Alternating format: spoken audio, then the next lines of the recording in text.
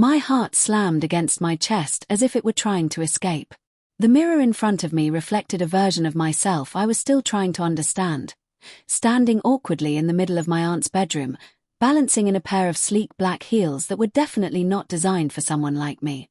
Or, at least that's what I had always believed. The shoes felt strange, tight, delicate, forcing my posture upright. My legs trembled slightly as I tried to maintain balance. I had only been standing there for maybe 30 seconds, but it already felt like I had crossed some invisible line. And then the door opened. "Daniel." My aunt's voice. I spun around so fast I nearly fell. The heel caught on the rug, my arms flailed, and I grabbed the dresser to keep myself from crashing to the floor.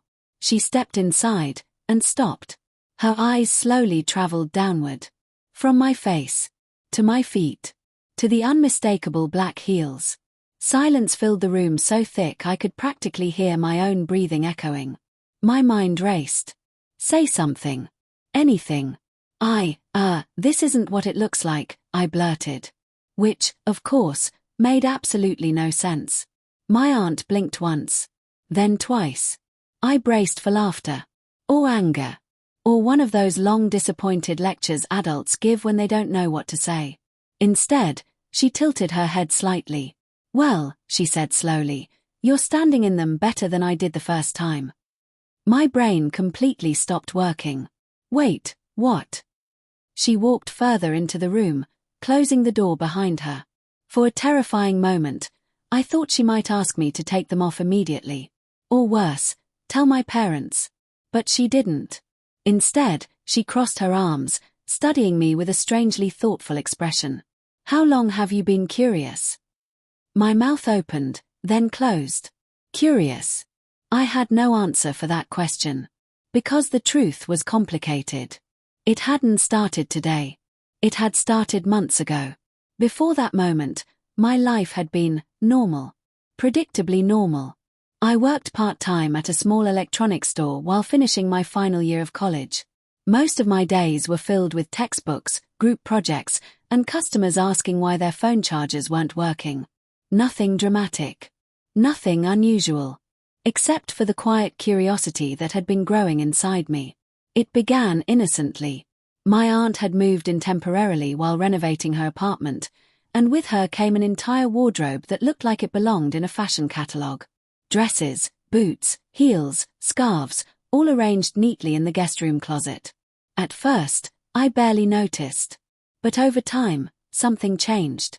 Sometimes when I passed the open closet, I'd glance inside. Not because I wanted to wear anything. At least, that's what I told myself. It was more like fascination. The shapes. The colors. The way clothing could transform someone's entire appearance.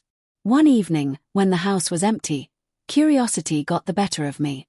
I stepped into the room, opened the closet, and just looked. Up close, everything seemed even more intricate.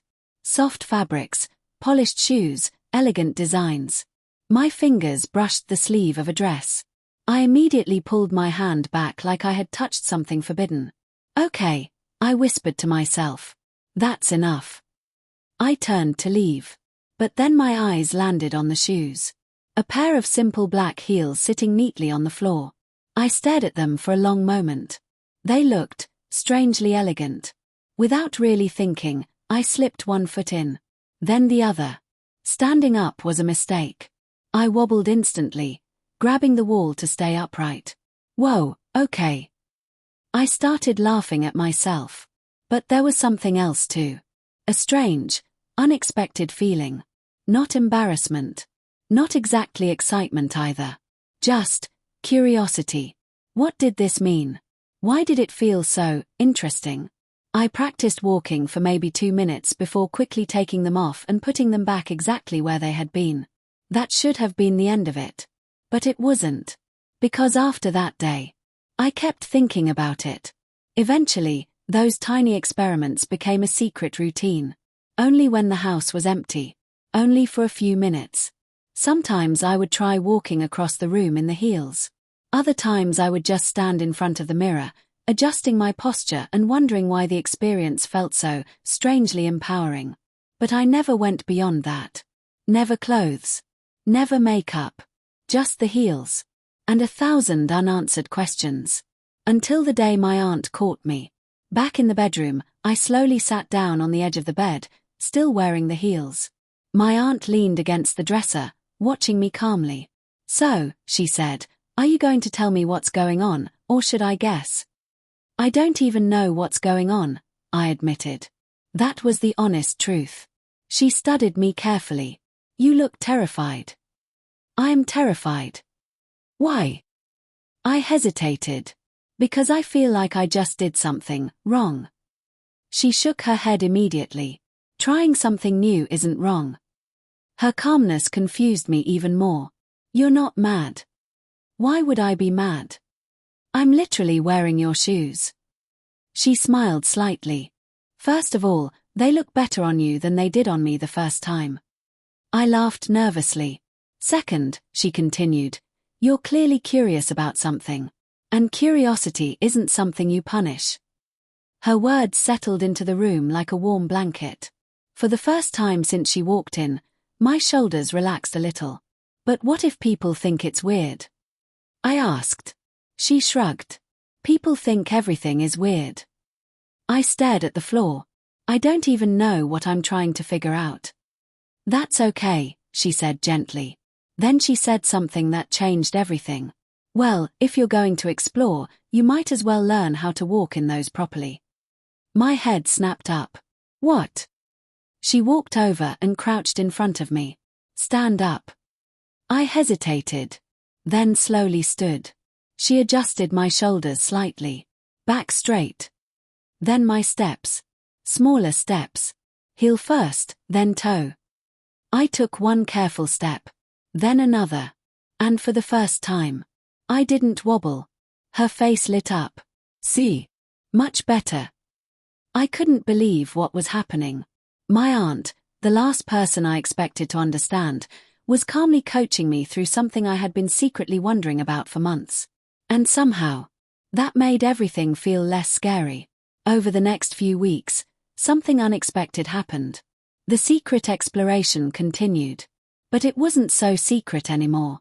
Sometimes my aunt would leave the guest room door slightly open and casually say things like, "Trying a different pair might help your balance." Or, posture makes a huge difference. At first, I still felt awkward. But gradually, the curiosity became less about hiding and more about understanding. One afternoon, she knocked on my door holding something.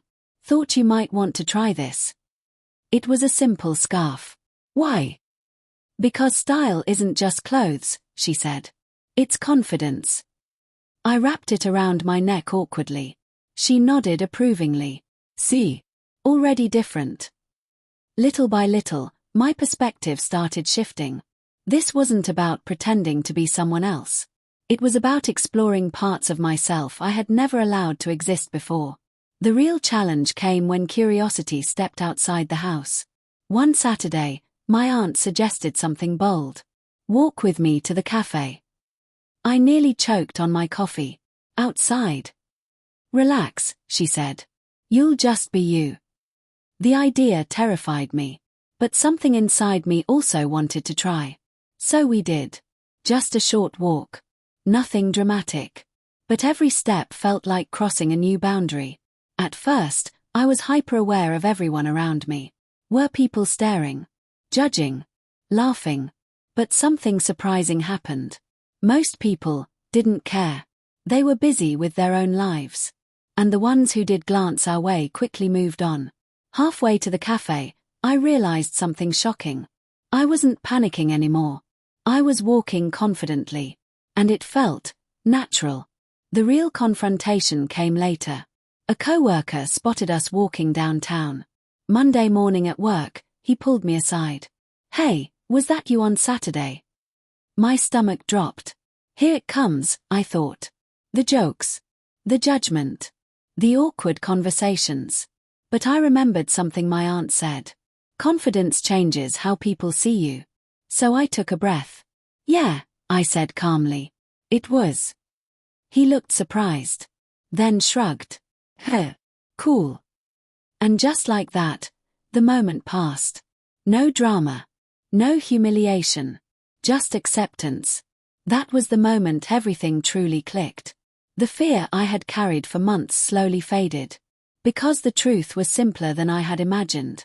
Exploring identity didn't mean abandoning who I was. It meant understanding myself more fully. Learning that confidence comes from authenticity, not from hiding. My aunt smiled one evening as we talked about it. "Proud of you," she said. "For what?" "For being brave enough to explore." Now, when I think back to the moment she opened that bedroom door, I laugh. What felt like the most terrifying moment of my life became the beginning of something meaningful. A journey of curiosity, growth, and confidence. Sometimes transformation doesn't start with a big decision. Sometimes it begins with a quiet moment. A pair of heels, a mirror, and someone who chooses understanding instead of judgment. And that moment, it changed everything.